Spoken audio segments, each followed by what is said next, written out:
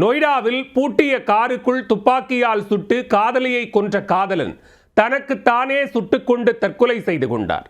காதலர் தினத்தன்று அரங்கேறிய படுபயங்கர சம்பவத்தில் நடந்தது என்ன? காதலர் தினத்தன்று காதலியை துப்பாக்கியால் சுட்டுக் கொன்ற காதலன் அதே துப்பாக்கியால் தன்னைத்தானே சுட்டுக் கொன்று தற்கொலை செய்து கொண்ட சம்பவம் கதிகலங்க வைத்துள்ளது. காதல் பிரேக்கப் செய்ததுடன் வேறொருவரை திருமணம் செய்ய முடிவெடுத்ததால் விரக்தி அடைந்த காதலன் வெறிச்செயலில் ஈடுபட்டதன் பின்னணிதான் என்ன? உத்தரப்பிரதேச மாநிலம் நொய்டாவில் வசித்து வந்தவர் 26 வயதான ரேகா. அதேபோல டெல்லியின் திரிலோக்புரியில் வசித்து வந்தவர் 32 வயதான சுமித். இவர்கள் இருவரும் 15 ஆண்டுகளாக காதலித்து வந்த நிலையில் வெள்ளிக்கிழமை இரவு நீண்ட நேரமாகியும் வீடு திரும்பவில்லை. செல்போன் அழைப்பையும் எடுக்கவில்லை. இதனால் பதறிப்போன இருவரின் பெற்றோரும் போலீசில் புகார் அளிக்க ரேகா சுமித் இருவரையும் தேடி போலீசார் விசாரணையில் இறங்கினர். அப்போதுதான் நொய்டாவின் 39வது செக்டார் பகுதியில் காணாமல் போன சுமித்தின் டாடா கார் சாலையோரம் நின்றிருந்ததை கண்டுபிடித்தனர். உடனே சம்பவ இடத்தில் கூடிய அதிகாரிகள் காரை சோதனை செய்ய முயன்றபோது பேரதிர்ச்சியாக உள்ளே ரேகா சுமித் இருவரும் சடலங்களாக கிடந்ததைக் கண்டு அதிர்ந்து போனார்கள். இருவரின் தலையில் துப்பாக்கியால் சுடப்பட்ட அடையாளம் தென்பட்டது.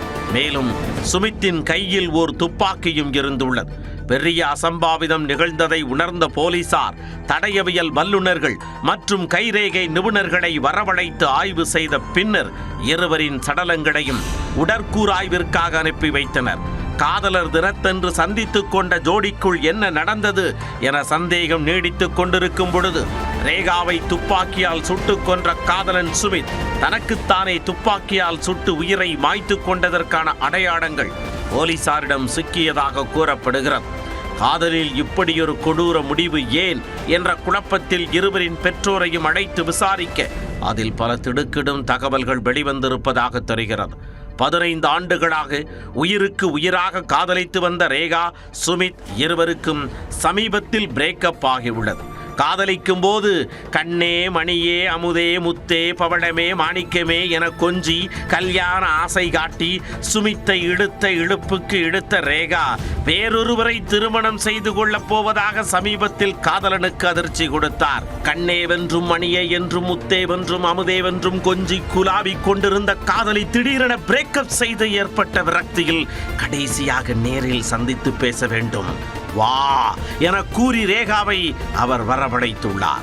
சம்பவ இடத்தில் காரை ஓரங்கட்டி பேசிக் கொண்டிருந்த போது இருவருக்கு இடையே வாக்குவாதம் ஏற்பட்டு அதில் காண்டாகி துப்பாக்கியால் காதலியை சுட்டுக் கொன்ற சுமித் தன்னைத்தானே சுட்டுக் கொன்று காதலை வாழ வைத்துவிட்டு உயிரை மாய்த்துக் கொண்டுள்ளார். இச்சம்பவம் உத்தரப்பிரதேசம் முழுக்க பெரும் சலசலப்பை ஏற்படுத்தி உள்ளது. மூத்த அதிகாரிகள் விசாரணை அறிக்கைக்கு பிறகு இக்கொடூர சம்பவத்தில் உள்ள உண்மை பின்னணி என்ன என்பது தெரிய வரும். கடந்த சில தினங்களுக்கு முன் சட்டக்கல்லூரி மாணவியை வகுப்பறையில் வைத்து சக மாணவன் துப்பாக்கியால் சுட்டு கொன்று பின்னர் தன்னைத்தானே சுட்டு கொலை செய்து கொண்டது குறிப்பிடத்தக்கது.